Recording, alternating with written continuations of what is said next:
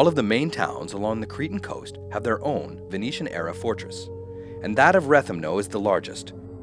It's often called by its Italian name, the Fortezza.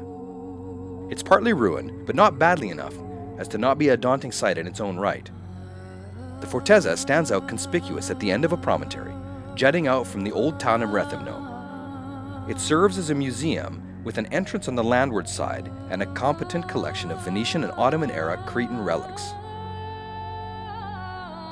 The Fortezza is within easy walking distance of the old and new towns, although there are some steep uphill climbs to get there.